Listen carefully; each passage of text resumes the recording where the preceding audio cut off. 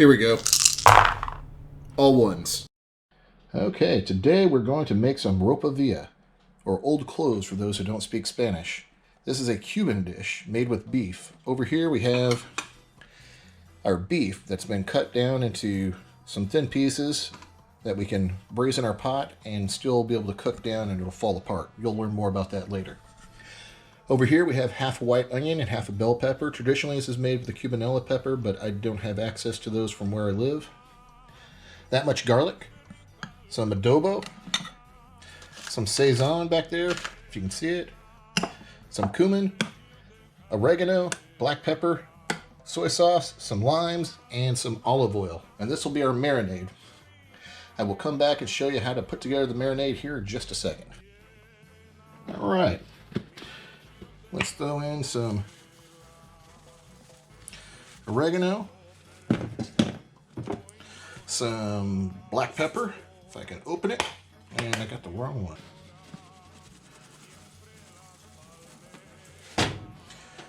A little bit of cumin. A little goes a long way with that. And a whole bunch of adobo. There we go. And one packet, I know I had two earlier in the video, but just one packet of sazon. Hopefully that's not all blurry. And throw in your onions and bell peppers.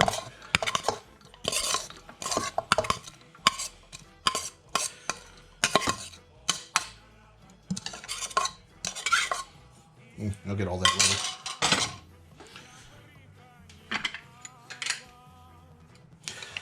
Some lime juice.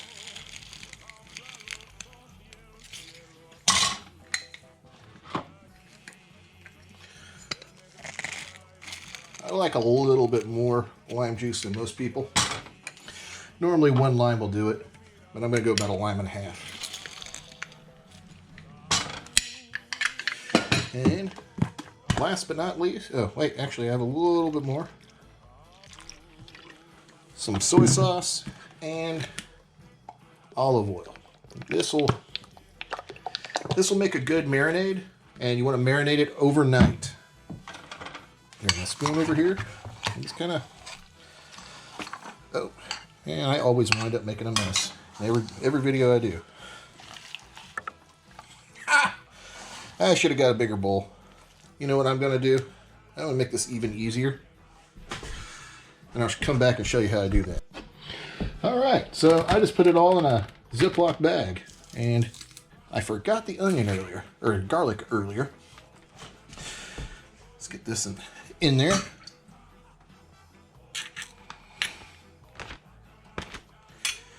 Use the back side of my spoon. Get this stuff on the inside there. Alright.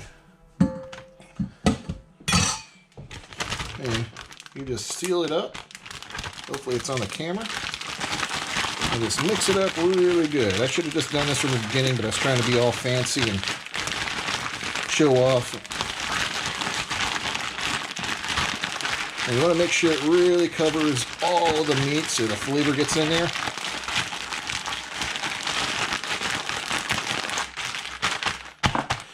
Alright, there we go. And then we're going to put this in the refrigerator overnight. And then tomorrow I'll come back and show you how to actually cook this dish. The next day.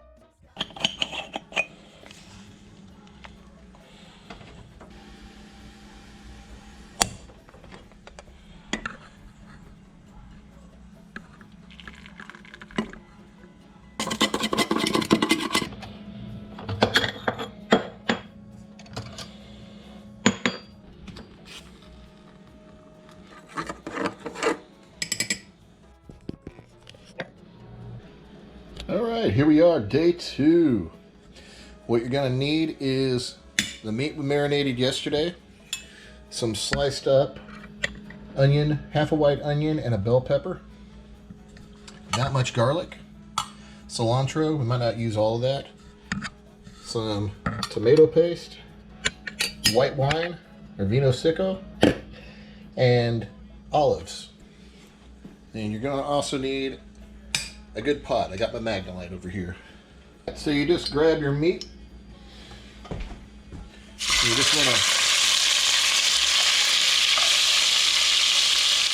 just like that chicken I did in the last video.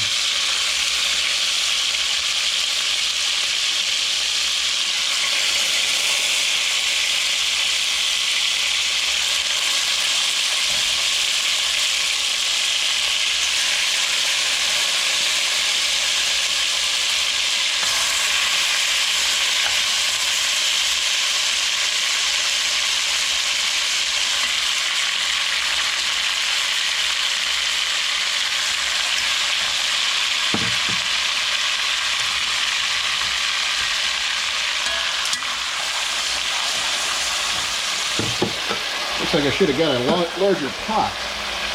So what we'll do here is we'll braise it on both sides, and get a good browning on the bottom. And that browning will add a lot of flavor to your dish later on. And I'm going to brown one side, flip it over, brown the other side, pull it out, then I'll brown the rest of it. Okay, so it's been in there a few minutes. You see how we're getting a lot more liquid on the bottom? And that's what you want, is you want to render out that nice flavor from the meat. I'm just going to flip it now.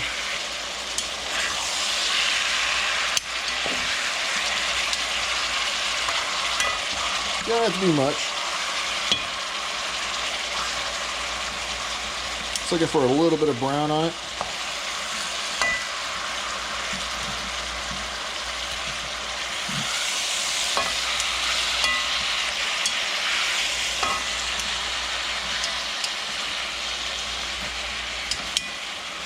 Did I get that one? I think I did. Alright, I'm going to do the rest of this meat. So, I know I want to show you, see all that brown on the bottom right there? That's what I'm talking about, that stuff that's creeping off. That's going to add a whole lot of flavor to everything. So what I'm going to do is deglaze it now.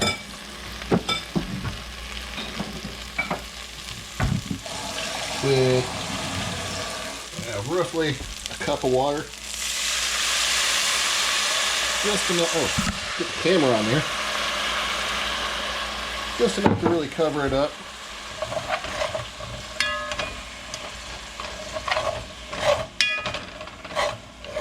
Isn't too important, as it'll deglaze as it simmers.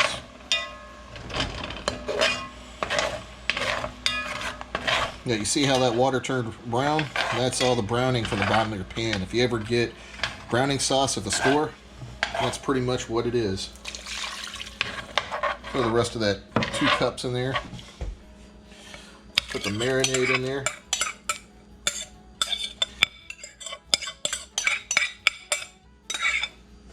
And then throw our meat back in.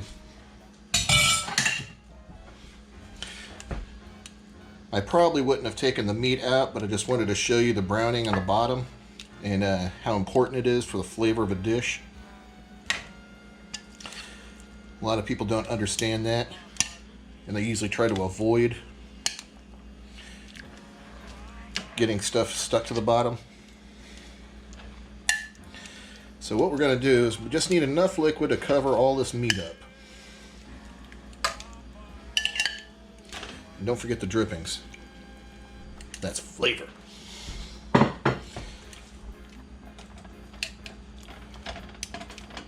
Alright, we're going to add just a little bit more water so we can cover it up.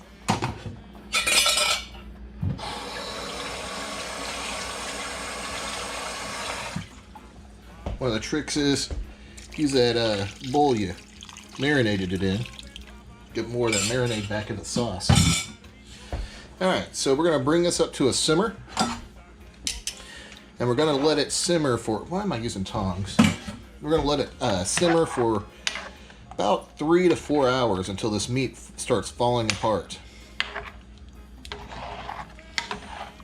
And when it does, I'll come back and show you.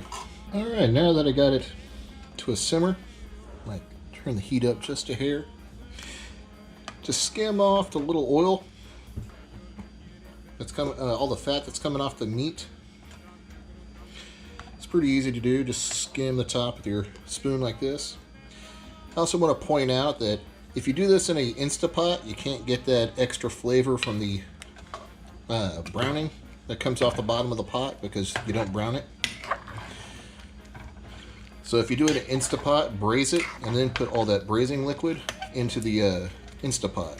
I personally don't use any crock pots or anything like that,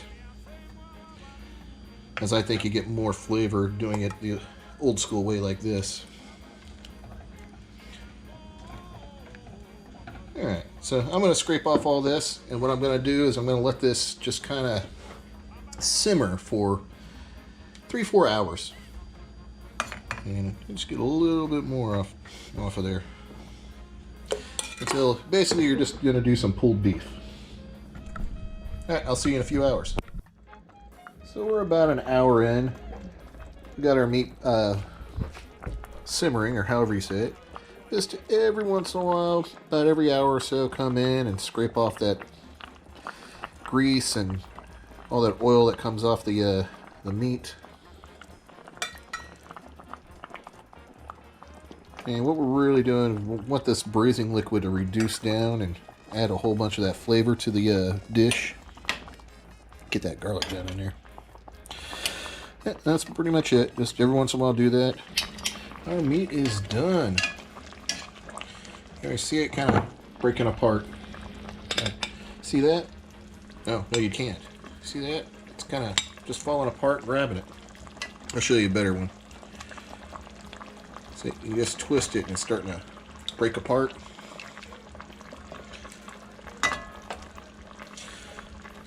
Also going to turn off our heat.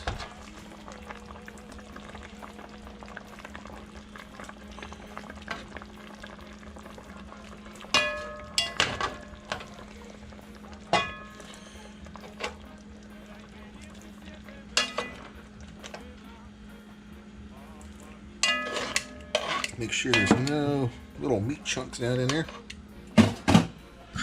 Okay. Now we got our meat down here. We're gonna need to shred it.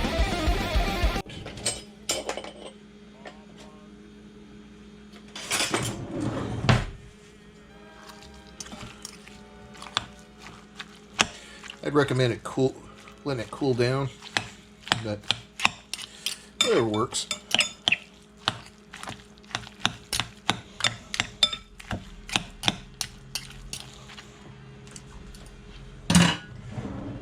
Spoon just ain't cutting it. That fork ain't cutting it.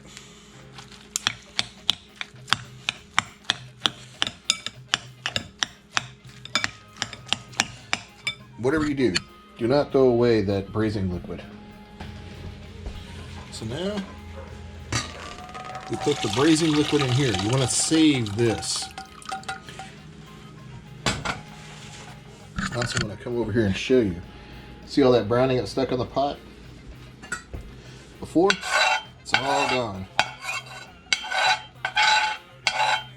So I'm going to come back and get all this going. I got the meat shredded, and I'll show you what's up. Now we got our pot cleaned out and put some hot grease in there, and we're going to fry up that shredded beef.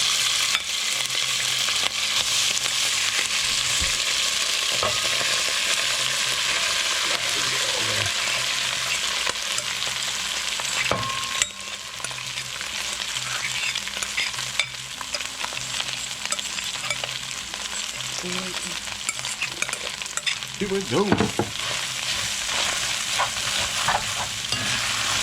So, just want to crisp it up just a hair. You don't want to get it too crispy, otherwise you're going to be making vaca frita, which is another dish.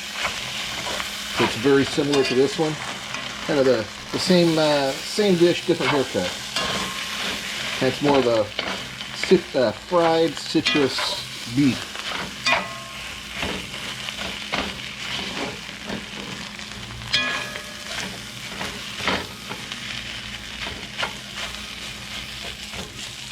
Kind of break up the little chunks of meat when you can. Now, I'm going to fry this down and I'll come back and show you.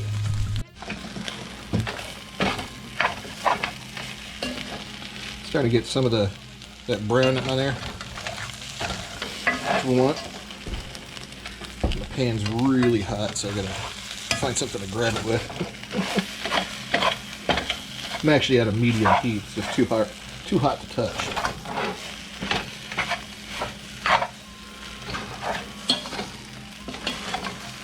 Alright, now we got that kind of going. I'm gonna throw the braising liquid back in.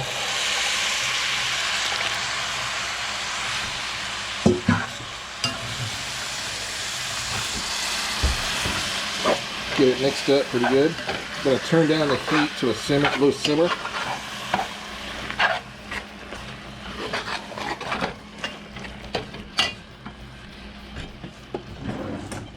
And then I'm going to throw some tomato paste in there.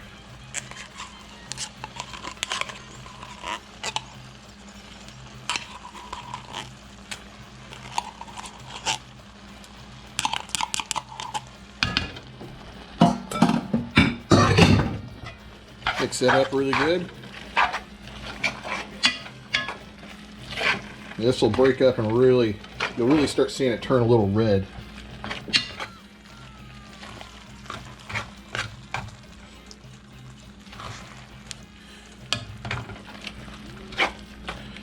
Now, so once you get that braising liquid in there, it'll start deglazing the pan a little bit. There we go. Now we're starting to get the color we want, that red color. Throw in your vegetables, your onion and bell pepper. Mix that in really good.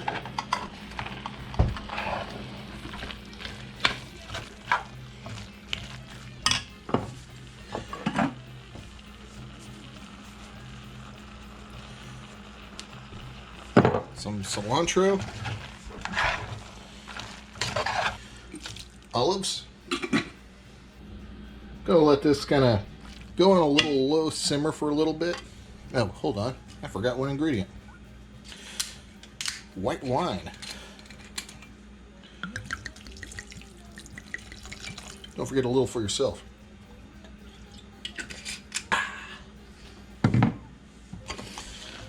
There we go.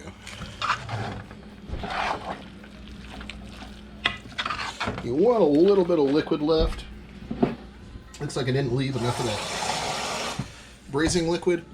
So I'm just going to throw a little water in there because I want these veggies and everything to cook. And bring out all those flavors. There we go. Now I'm going to let it kind of simmer. So I'm going to let this simmer for probably 30 minutes. Just enough for this liquid to kind of cook out of it and cook all the vegetables in here, the onion and the bell pepper. I'll come back and show you what I do. Okay, we've got it. Let it simmer down a little bit. Let it cook a bit. You see that the onion and bell pepper are kind of starting to become cooked. So now we throw in some garlic. We do it now because we don't want the garlic to get bitter and overcooked and turn bitter. So here's about 3 cloves.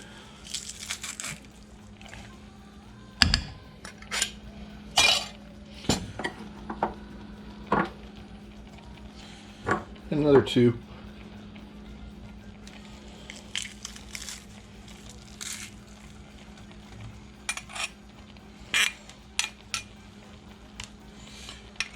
Don't waste that garlic.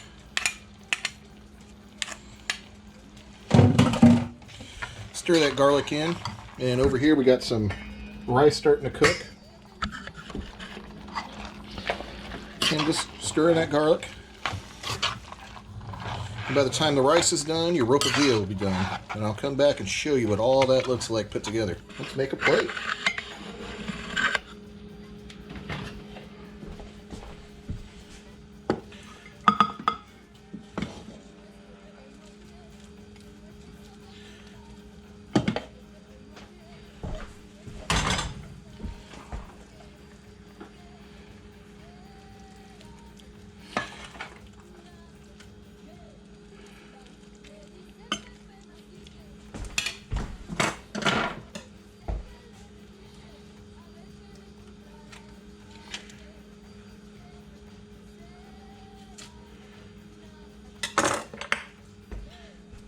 The knife isn't working for the avocado.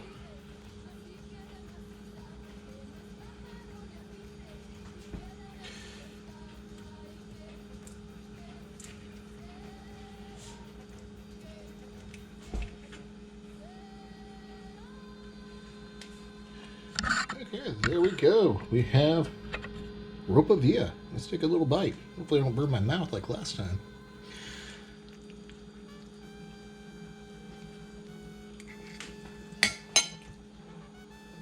Oh, it's hot. Man, that is good. Really hot. Yeah, I'm gonna drink some beer and cool it down. And well, that's how you make Ropa Vieja.